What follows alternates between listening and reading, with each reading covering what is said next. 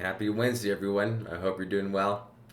We are going to do Zechariah, the end of chapter 1, and it's the second vision that Zechariah has. And so we're going to look and find out a little about what horn means. Hi, I'm Pastor Mark with Heights Christian Church. We're going through the Bible in 5 years. We would love it very much if you would subscribe to this channel and hit the notification so that on a daily basis you'll be notified where we can read the Bible together as a community of believers. And if we do it for 5 years, we'll have gone through the entire scriptures. And that's not exciting, so we invite you to be a part of that. Well, this day, we are looking at the second vision of Zechariah, and we're going to read just 4 verses today. So let's read it together. Sound good? Then I looked up, and there before me were 4 horns. Asked the angel who was speaking to me, "What are these?" And he answered me, "These are the horns that scattered Judah, Israel, and Jerusalem." Then the Lord showed me 4 craftsmen. I asked, "What are these coming to do?" He answered, "These are the horns that scattered Judah so that no one could raise their head. But the craftsmen have come to terrify them and throw down these horns of the nation who lifted up their horns against the land of Judah to scatter its people." Okay, well, first of all, we need to sort of understand the biblical idea of horns, and we see this a lot in the prophets. We see this even in the Psalms when we talk about the horns. What the Bible is talking about, horns are strength or power of a nation. And so when Zechariah sees these horns, I'm assuming on an animal, because they can be scared and terrified, are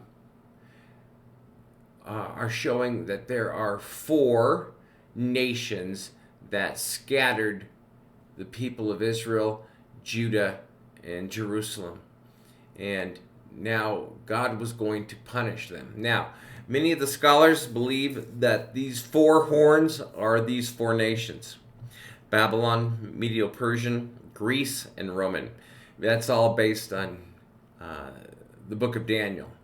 But since we're talking about horns at this point in Zechariah's prophecy, I don't think that Greece and Rome are necessarily those 4 nations, because we're talking about those that have already scattered. So I think a better depiction of those 4 horns would be Assyria, Babylon, Egypt, and Medo-Persians.